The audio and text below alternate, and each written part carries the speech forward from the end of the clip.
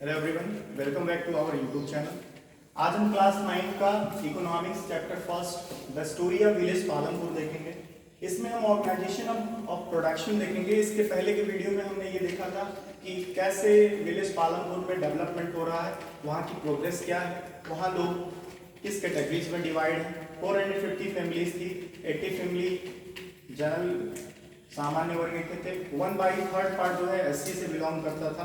वहां पे डेवलपमेंट के नाम पर आसपास के जितने भी सेक्टर्स थे, वहां की रोड्स, ट्रांसपोर्ट, वो सब बहुत ही अच्छे तरीके से वेल डेवलप थी। वो पालमपुर एक इमेजिनरी विलेज है, मीन्स काल्पनिक, जिसकी हम कल्पना करते हैं कि हमारे देश में इस तरह के गांव होने चाहिए। तो इसके बाद के पॉइंट्स जो है वो है ऑर्गेनाइजेशन ऑफ प्रोडक्शन, इसको हम देखेंगे। Okay, let's begin. The aim of production is to produce the goods and services that we wants. Production का जो हमारा लक्ष्य होता है उसमें हमारा यही टारगेट होता है कि हम सामानों की सर्विस जैसे चाहते हैं वैसे प्रोड्यूस करें। There are 4 requirements for productions of good and services. Good and services की 4 रिक्वायरमेंट्स हैं, उसको फुलफिल करना होता है। The first requirement is land. पहला जो रिक्वायरमेंट है वो है आपका लैंड। Number 1 land. लैंड का मतलब होता है जमीन। तो पहला, जब आप कोई प्रोडक्शन, कोई कंपनी डालने जा रहे हैं या कोई प्रोडक्ट प्रोड्यूस करने जा रहे हैं, सबसे पहली जो नीड होती है वो लैंड की होती है, जमीन, जहां पर आप अपना प्रोडक्शन स्टार्ट करेंगे, जहां पर एस्टैब्लिश करेंगे अपनी factory. The first requirement is land. तो पहला जो रिक्वायरमेंट होता है वो हमारी जमीन होती है। And other natural resources such as water, forest, mineral. अब जब हम जमीन की बात करते हैं तो और भी रिसोर्सेज आते हैं, क्योंकि भाई फैक्ट्री है तो उसमें पानी की जरूरत तो पड़ेगी ही। नेचुरल रिसोर्सेज की जरूरत भी पड़ेगी, सच एज वाटर, जैसे पानी, फॉरेस्ट, जंगल आसपास के, मिनरल्स, धातुएं। तो लैंड से जुड़े हुए जो नेचुरल रिसोर्सेज हैं उनकी हमें जरूरत पड़ेगी। The first requirement is land. पहली रिक्वायरमेंट हमारी क्या है? लैंड है। And other natural resources such as water. दूसरे नेचुरल रिसोर्सेज कैसे हैं? जैसे पानी है, फॉरेस्ट, जंगल है, मिनरल्स हैं। The second requirement is labour. The second requirement is labour. Labour का मतलब होता है मजदूर, काम करने वाले। जैसे हमने कोई कंपनी प्रोड्यूस की, प्रोडक्शन हमें करना है, तो जब हमने कंपनी को एस्टैब्लिश किया तो हमें सबसे पहली जरूरत क्या होती है? जमीन की। दूसरी जो होती है लेबर। लेबर का मतलब होता है कार्य करने वाले लोग, वहां पर जो लोग काम करेंगे, जो प्रोडक्शन करेंगे। The second requirement is labour. दूसरी रिक्वायरमेंट हमारी क्या है? लेबर की है। People who will do the work. लोग ऐसे जो हमारे साथ काम करेंगे या जो हमारे साथ काम करना चाहते हैं। Some production activities require highly educated worker to perform the necessary task. उसमें भी वर्कर्स की कैटेगरीज डिवाइड रहेंगी। कुछ वर्कर्स ऐसे होते हैं जिनको सामानों को एक स्थान से दूसरे स्थान पहुंचाने में इस्तेमाल किया जाता है। लेकिन कुछ वर्कर ऐसे भी होंगे जिनको सामानों का रिकॉर्ड रखना पड़ेगा कि कौन सा सामान कितनी मात्रा में आया। तो ऐसे कामों के लिए हमें एजुकेटेड लेबर की जरूरत होगी, पढ़े लिखे व्यक्तियों की जरूरत होगी जो इस काम में हमारी मदद कर सके। Other activities require workers who can do manual work। और दूसरी एक्टिविटीज है कौन मैनुअल काम करेंगे, कंप्यूटराइज वर्क नहीं करेंगे, हाथों हाथ काम करेंगे। जैसे किसी सामान को हाथ से लिखना हुआ या इस तरह की चीजें, कोई सामान इधर से उधर करना हो। Each worker is providing the labor necessary for production। Her workers को उसके काम के एवज में जो वेजेस दिए जाएंगे वो जरूरी होंगे प्रोडक्शन के लिए। थर्ड रिक्वायरमेंट है, the third requirement is physical capital. Third requirement is physical capital. The variety of inputs required at every stage during production. Physical capital की थर्ड रिक्वायरमेंट होगी हमारी कि जो हम वैरायटीज इनपुट्स कर रहे हैं, The variety of inputs required at every stage during production। जब हम प्रोडक्शन कर रहे हैं, उत्पादन कर रहे हैं, तो हर एक स्टेज में जो वैरायटी की जरूरत होगी उसको हम फुलफिल करेंगे। What are the items that come under physical capital? अब फिजिकल कैपिटल के अंडर में कौन कौन से आइटम्स आते हैं, कौन कौन सी वस्तुएं आती हैं, जिसके थ्रू हम अपने प्रोडक्शन को कंटिन्यू करते रहे, हमें किसी प्रकार की कोई प्रॉब्लम ना हो। तो नंबर 1 जो है वो टूल्स है, टूल्स मशीन्स बिल्डिंग। तो सबसे पहले इंपॉर्टेंट है कि किसी भी हमें इंडस्ट्री को एस्टैब्लिश करना है तो बिल्डिंग की जरूरत पड़ेगी। तो हम सबसे पहले एक बिल्डिंग एस्टैब्लिश करेंगे, यानी एक इमारत बनाएंगे जहां पर हम अपना काम करेंगे।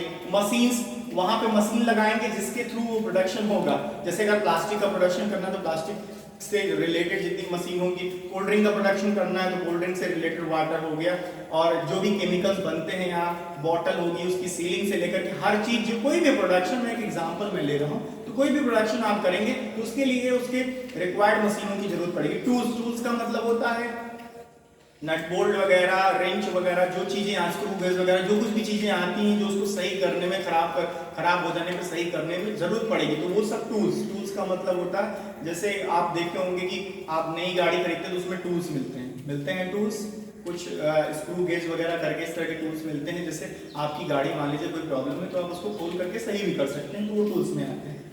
Tools and machines range from very simple tools such as farmer's plug tool, sophisticated machines such as generator, turbine, computer, etc. Tools में देखिए सिंपल मशीन भी होगी जो फार्मर को समझ में आए, किसानों को, कि आसानी से वो उस पर वर्क कर सकते हैं। जैसे देखा जनरेटर का नाम लिया इसमें, टरबाइन का मतलब जो इंजन को घुमाता है, ठीक है, जिससे इलेक्ट्रिक जनरेट होती है, कंप्यूटर एक्सेट्रा। कंप्यूटर का मतलब इसके पहले हमने पढ़ा अभी थोड़ी देर पहले सेकंड में लेबरर में, तो 2 टाइप्स के लेबरर हमें रखने पड़ेंगे। एक लेबरर जो ऐसे ही मैनुअली काम करे, दूसरा कंप्यूटराइज जो एजुकेटेड हो, तो यहाँ पे उनके लिए भी कंप्यूटर की भी जरूरत पड़ेगी।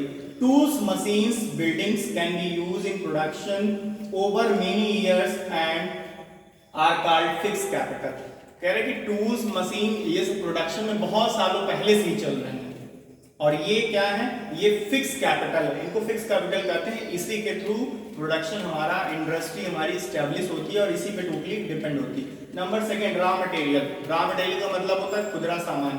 खुदरा सामान का मतलब जो कच्चा माल आता है तो उसको यूज करते हैं। जैसे अगर आपको कच्चे माल की बात करें तो यहाँ पर अगर आप प्लास्टिक इस्तेमाल करने जा रहे हैं तो जो प्लास्टिक में जो भी कच्चा आइटम होता है उसको लाते हैं, तो उसको इंडस्ट्री में स्टैब्लिश करते हैं, उसके बाद उसमें प्रोडक्शन शुरू होता है। तो एक कई स्टेज से गुजरनी पड़ते हैं, तो जैसे जैसे स्टेज गुजरता है वैसे वैसे उसमें क्या होती है, क्वालिटीज आती जाती है और वो प्रोडक्शन बनना शुरू हो जाता है। Raw material and money in hand. Raw material और मनी ये दोनों का क्या हाथ होनी चाहिए। पैसा तो हमेशा आपके पास होना चाहिए अगर इंडस्ट्री स्टैब्लिश कर रहे हैं, तो एक लीन अमाउंट जो होता है, वो लीन अमाउंट इंडस्ट्री के लिए आपको पहले से रिजर्व रखना पड़ेगा, क्योंकि आप अगर इंडस्ट्री स्टैब्लिश करने जा रहे हैं तो जाहिर सी बात है कि पैसे की कहीं भी किसी भी समय जरूरत पड़ सकती है। तो एक लीन अमाउंट जो है, जैसे 10 लाख, 15 लाख, 20 लाख, जैसी कंपनी आप स्टैब्लिश करने जा रहे हैं उतना अमाउंट आपके पास होना चाहिए। रॉ मटेरियल हमेशा आपके हाथ में होनी चाहिए। ऐसा ना हो कि लेबर खड़े हैं, लेबर रुके, काम रुक गया है क्योंकि रॉ मटेरियल आपके पास खत्म हो, तो इस तरह की कोई सिचुएशन नहीं होनी चाहिए। रॉ मटेरियल का एक स्टॉक, प्रॉपर स्टॉक आपके पास होना चाहिए। प्रोडक्शन से 2 गुना ज्यादा रॉ मटेरियल आपके पास होना चाहिए, जिससे आपको कभी भी किसी भी समय रॉ मटेरियल को लेकर कोई प्रॉब्लम ना आए, और पैसा भी उतना ही होना चाहिए, डबल मनी होनी चाहिए आपके पास। Raw material and money in hand, हमेशा ये दोनों चीज आपके हाथों में होनी चाहिए, यानी आपकी रिच, आपकी पहुंच तक होनी चाहिए। Production required a variety of raw material such as the yarn used by the weavers and the clay used by the potters. Also some money is always required during production to make payment. बोल रहा है कि जो भी raw material है वो हमेशा आपके लेबरर के पास अवेलेबल होना चाहिए, जिससे वो आसानी से अपना काम करते रहे, उनके काम में कोई रुकावट ना आए। दूसरा जो पॉइंट बोल रहा है, also some money is always required. कुछ पैसा, मैंने बताया पैसा कितना होना चाहिए, आपकी प्रोडक्शन कंपनी जब स्टैब्लिश कर रहे हैं तो उसका बजट जो है डबल होना चाहिए आपके पास, तो आपको कोई प्रॉब्लम नहीं आएगी किसी भी समय पैसा लगाने में। Also some money is always required during production. Production के समय हमेशा कुछ ना कुछ पैसा होना चाहिए, लेकिन यहाँ सम मनी लिखा हुआ, कुछ पैसा। तो मैंने बताया ना कि पैसे का क्राइटेरिया यहाँ पे क्या होगा, इंडस्ट्री स्टैब्लिश करने जा रहे हैं तो पैसे का क्राइटेरिया है कि जो आप इंडस्ट्री स्टैब्लिश करने जा रहे हैं उसके अकॉर्डिंग आपके पास डबल लीन अमाउंट होना चाहिए, ठीक है। To make payment and buy other necessary item, payment करने के लिए पैसा। बोल रहा है पैसा क्यों जरूरत है, पैसा जरूरत है जो हमारे लेबर काम कर रहे हैं डेली बेसिस पे, उनको डेली बेसिस पे पैसा डेली देना पड़ेगा ना, तो उनके लिए, ताकि हमारा काम अगले दिन वो आकर करें। ऐसा ना हो कि पहले दिन उनको आपने पैसा नहीं दिया, दूसरे दिन वो आना बंद कर दिए, फिर वो बोलते हैं जब आप पैसा देंगे तब काम करेंगे। तो इस तरह की सिचुएशन कभी भी क्रिएट नहीं होनी चाहिए इंडस्ट्री में। तो इसका आपको बजट पहले से बना के रखना पड़ेगा। दूसरा बोल रहा है कि अगर आपके पास पैसा नहीं रहा, मान लीजिए पैसा आपके पास खत्म हो गया, और अचानक आपको कोई बुकिंग मिल गई, कोई बड़ा टारगेट मिल गया आपको, बड़े टारगेट के लिए आपको रॉ मटेरियल आपके पास कम पड़ रहे हैं, तो रॉ मटेरियल आज के आज आपको लाना है तो कैसे लेंगे आप? तब तो वहां पे आप फ्लॉप हो जाएंगे, और वहां फ्लॉप हुए जहां आपका ऑर्डर कैंसिल हुआ, कहां पे आपकी इंडस्ट्री जो है क्या होगी, फॉल होना शुरू हो जाएगी, गिरना शुरू हो जाएगी, और फिर आपकी इंडस्ट्री जो आपने स्टैब्लिश की इतनी मेहनत से वो बेकार हो जाएगी। दो चीजें सबसे इंपॉर्टेंट है इसमें इंडस्ट्री को स्टैब्लिश करने के लिए, लास्ट पॉइंट में रॉ मटेरियल्स और फिजिकल कैपिटल में दो चीजें सबसे इंपॉर्टेंट है, रॉ मटेरियल और मनी। ठीक, रॉ मटेरियल और पैसा। Raw materials and money in hand are called working capital. Raw material और मनी जब ये दोनों चीजें हमारे पास होती है तो उन्हें वर्किंग कैपिटल बोलते हैं। Unlike tools, machine and building, these are use of the production. इसके साथ साथ बिल्डिंग है, टूल्स है, मशीन है, ये सब हमारे प्रोडक्शन का एक भाग है। There is a fourth requirement too, चौथी रिक्वायरमेंट है, you will need knowledge and enterprise to be able to put together land, labor and physical capital and produce an output either to use yourself or to sell in the market। देखो सबसे बड़ी important ये है, सबसे मतलब ये तो basic importance थी, और सबसे इंपॉर्टेंट पॉइंट्स है कि आपको ये पता होना चाहिए कि आप कंपनी जिस को एस्टेब्लिश किए हैं तो उनके रॉ मटेरियल्स क्या हैं, क्या रॉ मटेरियल्स लगेगा, लेबर के पार्ट्स कैसे हैं, कौन सा लेबर कौन सा पार्ट कर रहा है, कौन किस विभाग से जुड़ा हुआ है, किसे आपने कहाँ लगाया हुआ, आप जो प्रोडक्शन कर रहे हैं उसको मार्केट में सेल कैसे करेंगे, वो प्रोडक्शन आगे बढ़ेगा कैसे, इन सब चीजों की नॉलेज आपके पास होनी इंपॉर्टेंट। सपोज आपने कंपनी इंडस्ट्री, जैसे आपने ये मार्कर एग्जांपल के तौर पे ये मार्कर आपने परचेज कर लिया मार्केट में। अब ये मार्कर परचेज करने से पहले क्या आपने पता किया था ये किस कंपनी का मार्कर है, इसमें कौन सी इंक पड़ेगी, एग्जांपल के तौर पे मैं बता रहा हूँ। इससे यूज कैसे करेंगे, क्या ये परमानेंट मार्कर है या नॉर्मल मार्कर है, इस तरह की चीजों के बारे में यदि आपको जानकारी नहीं है और मार्केट से आप कोई इसी तरीके का मार्कर परचेज कर लिए और उसको यूज कर लेते हैं, फिर बाद में वो आपके अकॉर्डिंग वर्क नहीं करता है तो आप फेलियर कहे जाएंगे। तो सबसे इंपॉर्टेंट क्या है, किसी भी चीज को, एक छोटी, यही है रूल, इकोनॉमिक्स इसीलिए 9th क्लास में हम पढ़ रहे हैं, रूल यही है कि आप किसी भी चीज को करने जा रहे हैं, इकोनॉमिक्स का मतलब यही है, किसी भी चीज में आप इन्वेस्टमेंट करने जा रहे हैं तो उस चीज को अच्छे तरीके से जान लीजिए कि व्हाट इज योर इन्वेस्टमेंट, आपका इन्वेस्टमेंट क्या है, why you are going to invest, आप पैसा क्यों खर्च करने जा रहे हैं, what will be the output, उसका आउटपुट क्या होगा। ये सब चीजें आपको किसी भी चीज को करने के लिए इकोनॉमिक्स में सिखाता है 9th क्लास में, 9th और 10th दोनों में, डेवलपमेंट आपने 10th क्लास में देखा है। 9th में हम बेसिक चीजें पढ़ रहे हैं, एक विलेज से शुरू कर रहे हैं, ये गांव है, वहाँ प्रोडक्शन इस तरह की चीजें हो रही हैं, तो सबसे इंपॉर्टेंट लास्ट है कि आपको उसकी नॉलेज होनी चाहिए। There is a fourth requirement to, you will need knowledge, आपको जरूरत है, नॉलेज होगी आपके पास, and enterprise to be able to put together land, उस जमीन पे एक साथ काम करने के, लेबर के साथ, फिजिकल कैपिटल के साथ, and produce an output either to use yourself or to sell in the market, या तो आप खुद बेचो या मार्केट के थ्रू आप बेचो, यानी आप अपने डीलर के थ्रू बेचो उसको, या तो मार्केट में आप खुद उसको सेल करो। these days is called human capital, इन सब चीजों को ह्यूमन कैपिटल बोला जाता है। We shall learn more about human capital, अब हम ह्यूमन कैपिटल के बारे में और पढ़ेंगे in this next chapter, in the next chapter, अगले चैप्टर में ह्यूमन कैपिटल के बारे में पढ़ेंगे। इतना हमने बता दिया कि ह्यूमन कैपिटल क्या है, हमारे द्वारा किसी भी चीज को एस्टैब्लिश करने के बाद उसका जो प्रोडक्शन होता है उसको डीलर के थ्रू सेल करना मार्केट में, या खुद सेल करना, ये ह्यूमन कैपिटल के थ्रू आता है। In the picture, identify the land, labor and fixed capital used in the production, बोल रहा है कि एक पिक्चर दिया गया है, इस पिक्चर में आप पहचानो जमीन क्या है, लेबर क्या काम करते हैं, फिक्स्ड कैपिटल क्या है और उनका प्रोडक्शन क्या है, इन चीजों को आप पहचानिए। You can look the picture and try to find out. A factory with several labor and machines, एक फैक्ट्री है जहाँ several labor लगी हुई मशीन, यहाँ कपड़े का कुछ काम हो रहा है, ठीक है, इस फिगर में दिख रहा है, पिक्चर में कपड़े का काम हो रहा है। Every production is organized by combining land, कह रहा हर प्रोडक्शन किससे ऑर्गेनाइज होता है, कंबाइंड लैंड के साथ, लेबर के साथ, physical capital and human capital which are known as factors of production। बोल रहा है कि किसी भी कंपनी को एस्टैब्लिश करने के बाद उसकी जो अहम भूमिका निभाते हैं वो लैंड है, लेबर है, फिजिकल कैपिटल है।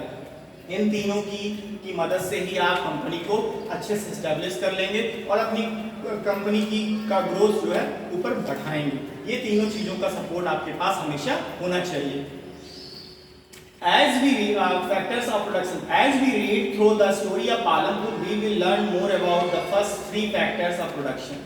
देखा मैंने बताया कि आप जैसा आपने इस स्टोरी को पढ़ा उसमें आपने देखा कि ये तीन चीजें आपके प्रोडक्शन को सबसे ज्यादा ग्रोथ कर रही हैं।